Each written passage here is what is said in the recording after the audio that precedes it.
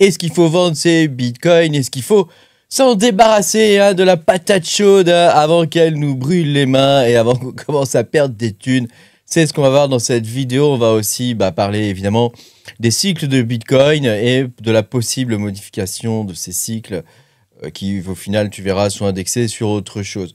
Pense à mettre un petit pouce bleu, à t'abonner à la chaîne si t'es pas abonné. Je te rappelle que tu peux me soutenir en allant sur patreon.com/makertronic. Tu pourras mes vidéos exclusives sur le minage. Mon activité en dehors de la chaîne, c'est de faire du minage de crypto-monnaies. Donc j'ai une quinzaine de machines dans mon garage avec lesquelles je mine des cryptos. Et l'idée, c'est évidemment d'arriver à trouver des crypto-monnaies qui ne sont pas listées, qui sont en devenir, des projets naissants, de rentrer dans ces projets et de pouvoir miner un maximum de coins avant que la horde des mineurs arrive. Voilà, c'est mon activité principale. Ça peut parfois rapporter. Que veux-tu que je te dise, ça peut, des fois c'est intéressant, des fois ça l'est moins, ça dépend des fois. Je te rappelle que je ne suis pas conseiller financier. Tout ce que tu verras dans cette vidéo n'est pas du tout un conseil financier. Je te partage mon avis et puis et voilà, si tu as besoin d'un conseil financier, mais appelle ton banquier, il sera très heureux de t'avoir au téléphone. Les banquiers sont les meilleurs conseillers, je pense, en tout cas pour la crypto-monnaie, c'est quasiment certain. Je plaisante. Évidemment, ne le prenez pas mal si vous êtes banquier, parce que je vous aime bien aussi. Bon, alors on va pouvoir commencer cette vidéo. Alors, l'idée c'est de savoir, tu vois que là on est en train de ranger, bon, mini range, regarde, bon là je suis en daily, mais si on est en 4 heures, c'est un peu plus visible, là on est en train de ranger, bon, rien de foufou, on est toujours dans les 95 000 $. Donc c'est pas fantastique, mais j'ai bougé un truc, c'est pas fantastique actuellement ce qu'on a. Alors, est-ce que il faut conserver ces bitcoins? Mais j'arrête pas de la déplacer cette barre. Est-ce qu'il faut conserver ces bitcoins ou est-ce qu'il faut s'en débarrasser? C'est la grande question que je me posais hier. Est-ce que je dois vendre mes bitcoins ou est-ce que je dois les dégager? Parce que là, ça commence à sentir pas très bon. Comme je disais dans d'autres vidéos, les éléments macroéconomiques sont quand même pas terribles. Donc là, il va y avoir normalement de l'injection de liquidité, des choses comme ça qui vont arriver. Mais ça met quand même un certain temps avant de faire effet. Donc voilà, l'idée, c'est vraiment de savoir, est-ce que c'est intéressant de vendre maintenant? Parce que ça pourrait potentiellement baisser plus. Ou est-ce que c'est un risque de vendre maintenant? Parce que ça pourrait remonter. Donc je vais virer ma tête parce qu'on va regarder plein de graphiques aujourd'hui et voilà, je pense que ma tête n'apporte pas grand-chose là-dessus. Toc, voilà. Donc, salut, c'est moi, je suis plus là. Donc, alors, les arguments pour vendre. Donc, si tu as besoin de liquidité immédiate, par exemple, ou si ton portefeuille, il est un peu surendetté parce que tu as fait du levier, tu vois, des choses comme ça, voilà. Donc là, potentiellement, c'est peut-être le moment de sécuriser tes gains. Après, là, c'est à toi de voir comment tu le sens. Je te dis, c'est ce que j'ai expliqué l'autre jour dans une de mes vidéos. L'intuition compte pour beaucoup. Voilà. Donc le marché, quand même, il y a des signes de faiblesse évidents. Là, on va pas non plus. On est en période baissière. Depuis là même, puisque tu vois qu'on était ici dans un range baissier et on l'a poursuivi, on l'a même accentué. Donc tu vois que c'est quand même pas génial. On est sur un sentiment, je crois, au niveau du fear and greed extrêmement bas. Je crois qu'on était à 10. Il me semble, ce qui est quand même historiquement bas. Donc si on poursuit comme ça, donc on pourrait ranger aux environs des 95 000, 94 000 $, peut-être aller jusqu'à 98 000, mais voilà, ça risque de faire ça un petit moment. Ça, on n'est pas sûr. Après, voilà, si les vendeurs prennent le pas, ça pourrait baisser plus bas. Tu vois, j'avais mis la barre ici dans les 92 000.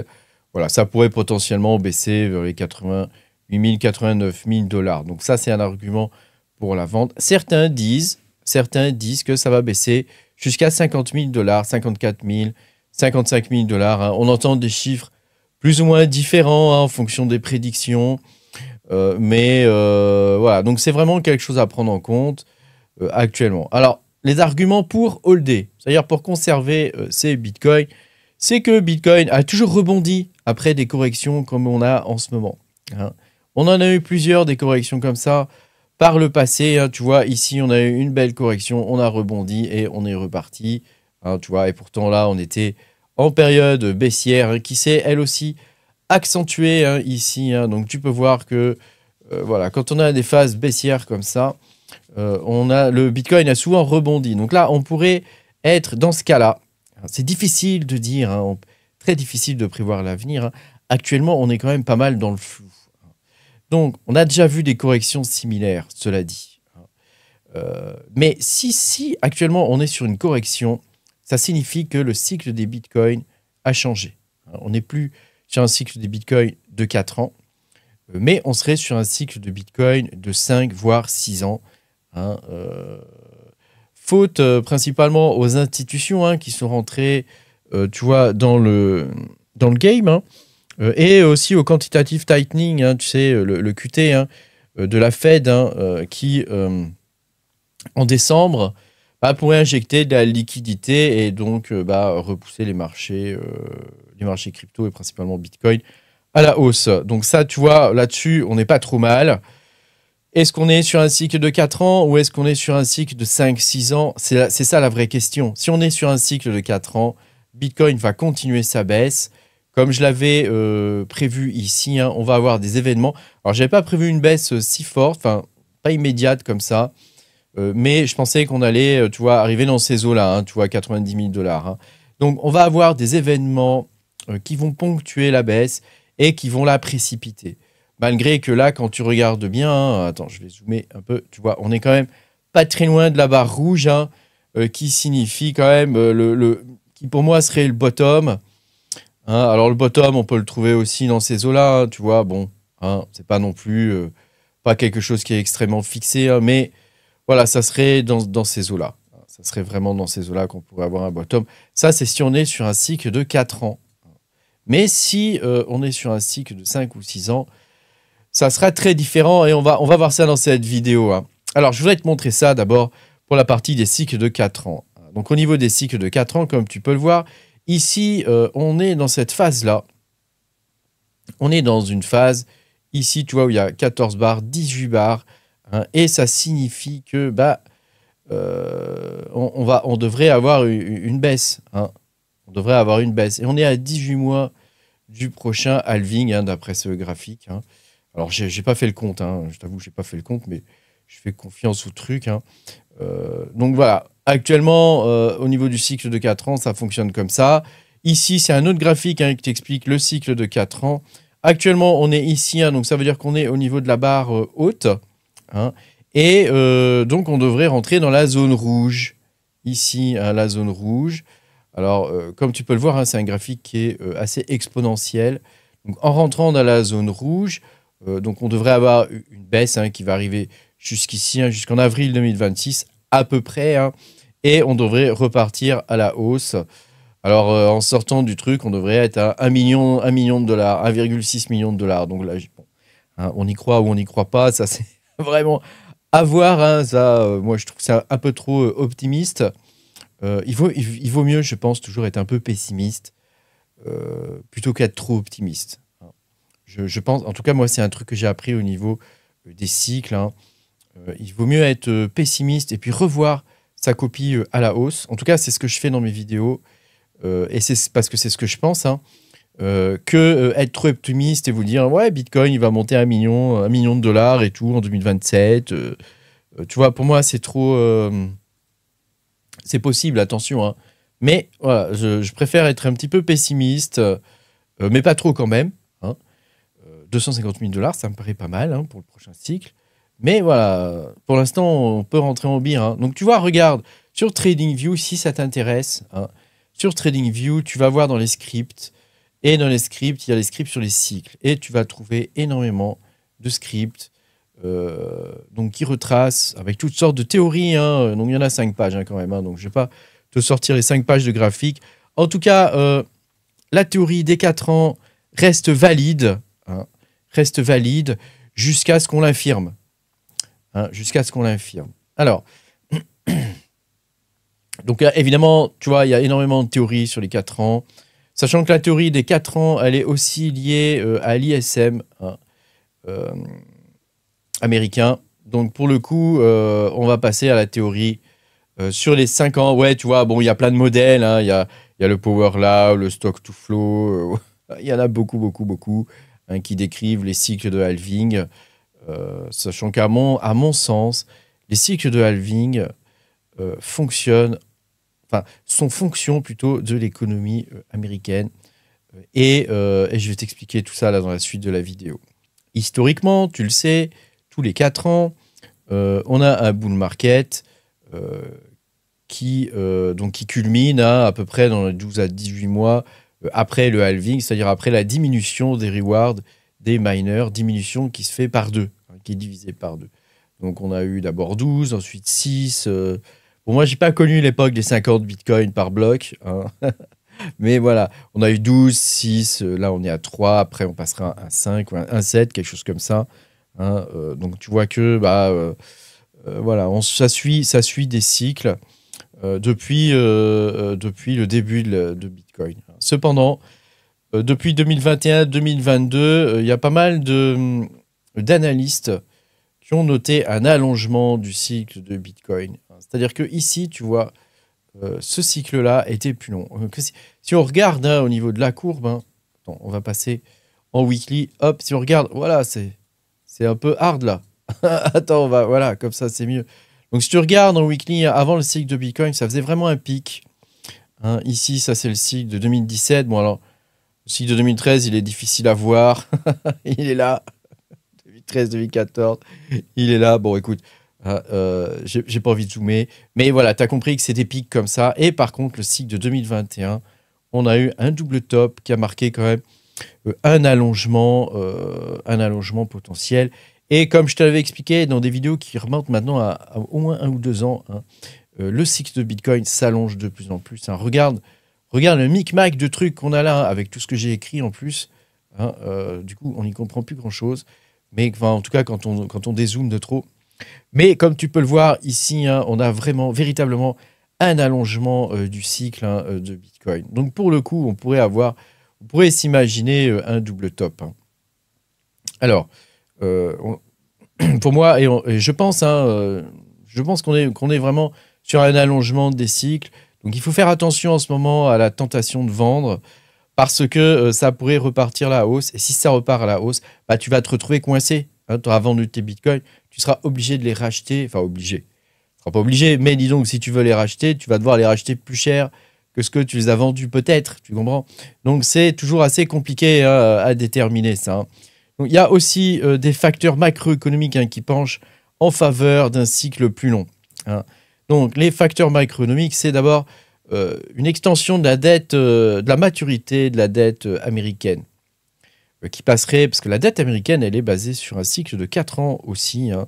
En fait, l'économie américaine est basée sur un cycle de 4 ans qui est marqué par l'élection du président des États-Unis. Donc, tu vois que on a une conjonction de choses qui nous amène à un cycle de 4 ans, et cette conjonction de choses a changé depuis les dernières élections, hein, parce qu'en fait, le Trésor des États-Unis, il influence fortement les cycles économiques globaux, et donc il va influencer aussi le Bitcoin par voie de conséquence.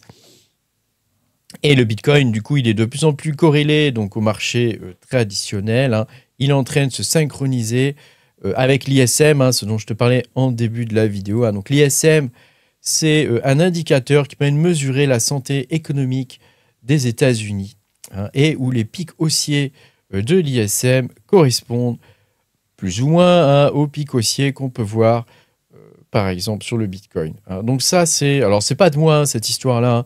C'est d'une personne qui s'appelle Raoul Pal, qui est un macro-stratège en économie, donc d'après lui, hein, le cycle actuel du Bitcoin serait repoussé jusqu'à la mi-2026. Hein, donc voilà, bon, c'est quelque chose qu'on ne pourra que constater dans l'avenir, hein. Évidemment, on ne peut pas le deviner, hein. Voilà. Un autre truc qui penche en faveur de l'extension des cycles du Bitcoin, c'est l'arrivée des ETF Bitcoin Spot, hein, qui ont été approuvés en 2024, hein, je te rappelle, hein. Donc, c'est pas si loin que ça. Et donc, il y a des institutions comme BlackRock, j'imagine Vanguard, enfin, voilà, il y a toutes sortes d'institutions qui ont adopté le Bitcoin. Pour le coup, le marché du Bitcoin, il est moins volatile et il va avoir tendance à s'aligner un peu plus sur les cycles économiques longs, comme on peut avoir au niveau du cycle des États-Unis actuellement. Hein, le cycle est en train de s'allonger au niveau des États-Unis, donc Bitcoin pourrait suivre le mouvement et ça, moi, c'est quelque chose qui me paraît tout à fait logique. Hein. Alors, il y a un analyste hein, qui s'appelle Colin Talks, il porte bien son nom celui-là.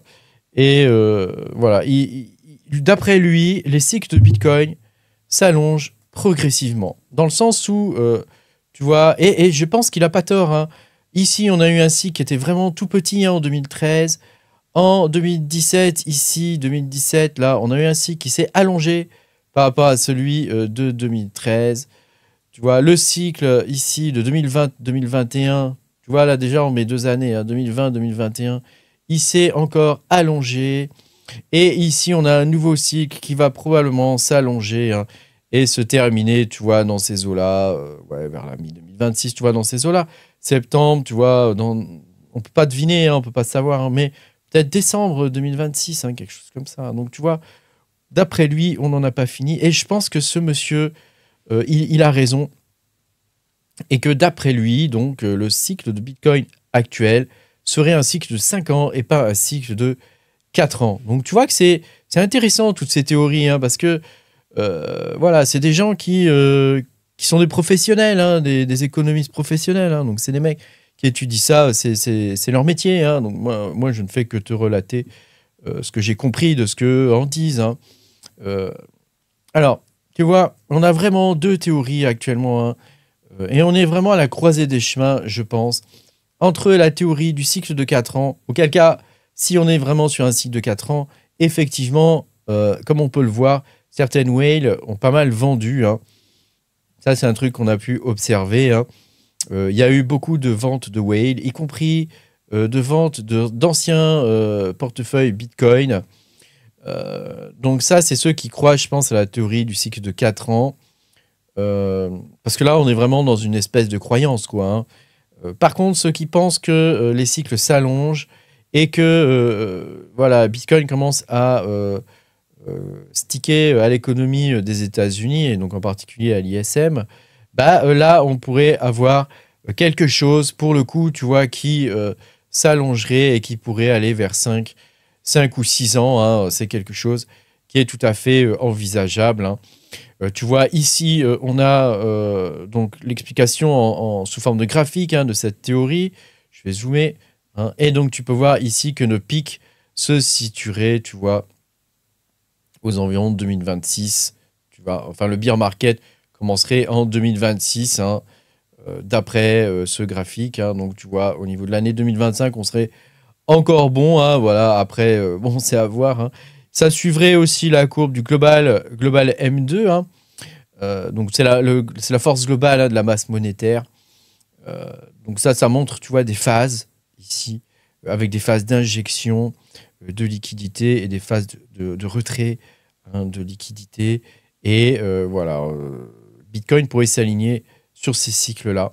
Et comme Powell a dit que, Jérôme Powell, hein, directeur de la Fed, a dit que voilà, ils allaient recommencer à injecter des liquidités parce que les banques en manquent. Voilà, ça pourrait ça aussi coller avec la théorie des cycles de 5 à 6 ans. Et enfin, je te montre un dernier graphique de BitBo, celui-ci, hein, où on peut voir les moyennes mobiles qui illustrent en fait l'allongement des cycles. Hein. Donc là, tu as le SMA 350 et le SMA 111. Et on peut voir ici que voilà, l'allongement des cycles hein, avec les 2 moyennes, donc qui pour le coup se croisent un peu tard, tu vois. Voilà, j'espère que cette vidéo aura pu t'intéresser. Moi, je pense que c'est très, très intéressant, ces histoires de théorie de cycle et tout ça. Si tu t'intéresses un peu à l'économie, ça peut être cool et ça peut être intéressant à voir, quoi. Hein, bon, après, ça reste une curiosité, les gars. Hein, on ne peut pas deviner l'avenir avec ces choses-là. Hein. Donc, c'est impossible de dire actuellement s'il faut vendre ou pas. Hein, c'est juste une question de peau. Tu as une chance sur 2. Hein. Voilà. Après, c'est vrai que si tu regardes les éléments macroéconomiques, bah, on aurait quand même tendance à faire un allongement du cycle de Bitcoin, effectivement. Là, disons que la logique nous amènerait à ça, et le piège nous amènerait évidemment à vendre nos Bitcoins aujourd'hui, alors que bah, c'est pas fini. C'est pas fini. Merci d'avoir regardé cette vidéo. Pense à mettre un petit pouce bleu, attends, je suis là. Mettre un petit pouce bleu, à t'abonner à la chaîne, et je te dis à bientôt pour de nouvelles aventures et passe une bonne semaine. Salut!